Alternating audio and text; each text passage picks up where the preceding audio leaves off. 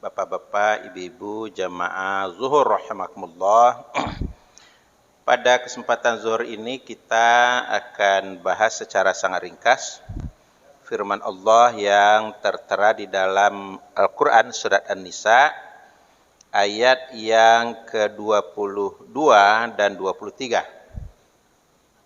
Kedua ayat ini berisi informasi tentang perempuan-perempuan tertentu yang Allah haramkan untuk dinikahi. Perempuan-perempuan tertentu yang Allah haramkan untuk dinikahi. Yang pertama dalam ayat 22 surat An-Nisa ini Allah berfirman, "Wala tankihu ma nakaha abaukum." Jangan kalian menikahi perempuan-perempuan yang pernah dinikahi oleh bapak-bapak kalian. Nah, itu siapa itu? Perempuan yang pernah dinikahi oleh ayah kita. Di sini bukan dimaksudkan ibu kandung kita, bukan.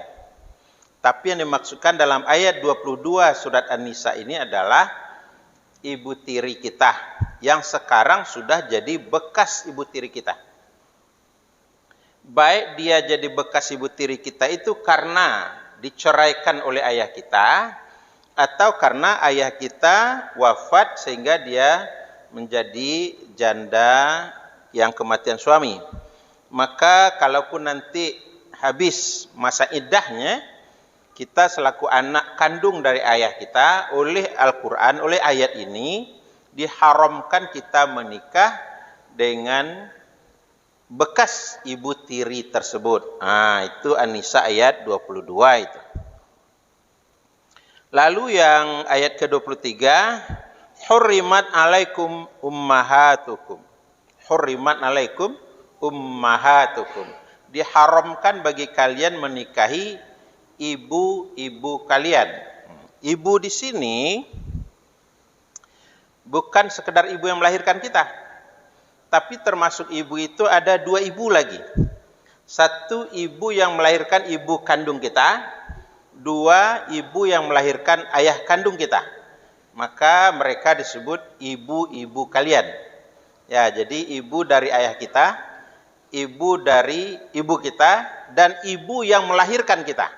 Nah, ketiga perempuan ini oleh Allah dikategorikan ummahatukum, ibu-ibu kalian.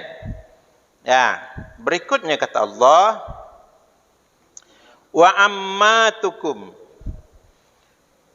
Kita ulangi, wa banatukum. Banat dulu. Banat, putri-putrimu. Nah, putri di sini bukan hanya darah daging kita yang perempuan, bukan, tapi termasuk nanti adalah keturunannya, keturunan dari anak-anak perempuan kita itu. Lalu kata Allah lagi, wa akhawatukum. Akhawat, saudara-saudara perempuanmu. Saudara perempuan kita ada 3 orang atau 3 kategori.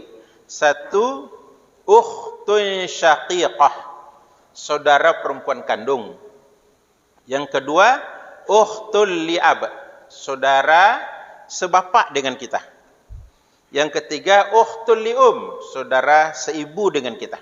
Jadi baik dia perempuan itu sekandung dengan kita, atau hanya seayah dengan kita, atau hanya seibu dengan kita, maka ayat ini mengkategorikan mereka sebagai saudara-saudara perempuan kita. Itu haram dinikahi. Berikutnya kata Allah, wa ammatukum. Ammatukum artinya siapa? Perempuan-perempuan yang jadi saudara dari ayah-ayah kalian. Nah, jadi perempuan yang jadi saudara ayah kita. Artinya adik perempuan ayah kita maupun kakak perempuan dari ayah kita. Nah, itu haram kita nikahi. Baik adik perempuan ayah maupun kakak perempuan ayah. Nah, itu namanya ammatukum. Baik dia dengan ayah kita sekandung, baik dia dengan ayah kita hanya seayah, baik dia dengan ayah kita seibu saja. Nah, perempuan itu haram kita nikahi. Kata Allah berikutnya, wa khalatukum. perempuan-perempuan yang jadi saudara dari ibu-ibu kalian. Nah, itu saudara ibu kita, adik perempuan dari ibu kita, kakak perempuan dari ibu kita. Nah, itu haram kita nikahi. Berikutnya wa banatul akhi, anak perempuan dari saudara laki-laki kita. Anak perempuan dari saudara laki-laki kita. Baik saudara laki-laki kita itu sekandung dengan kita, atau hanya seayah dengan kita, atau hanya seibu dengan kita, maka anak perempuannya haram kita nikahi, karena itu juga adalah anak kita sendiri, karena ayahnya adalah saudara kita. Berikutnya kata Allah, wa banatul ukhti, anak-anak perempuan dari saudara-saudara perempuanmu. Anak perempuan dari saudara perempuan kita. Jadi keponakan kita, keponakan kandung kita. Nah, itu tidak boleh kita nikahi. Berikutnya, wa ummahatukumul lati arda'anakum, perempuan-perempuan yang dulu ketika kamu bayi, dia menyusukanmu. Jadi ibu yang menyusui kita, padahal dia bukan ibu kandung kita. Tapi waktu kita bayi, dia yang menyusukan kita. Maka dia sudah sama bagaikan ibu kandung kita. Maka Allah haramkan itu. Berikutnya lagi, wa rabaibukumul lati fi hujurikum, anak tiri yang dalam pemeliharaanmu. Nah, jadi artinya anak tiri itu adalah anak perempuan dari istri kita, yang istri itu kita nikahi, dia sudah punya anak perempuan dari suaminya yang sebelumnya. Lalu kita menikah dengan perempuan yang punya anak perempuan itu, maka disebut di sini berada dalam pemeliharaanmu. Artinya apa? Kalau ibu kandung dari si putri itu atau anak tiri kita itu, ibu kandungnya selama kita menikah dengan dia telah kita gauli, berakibat dia dinamakan berada di dalam asuhanmu. Nah, itu haram kita nikahi.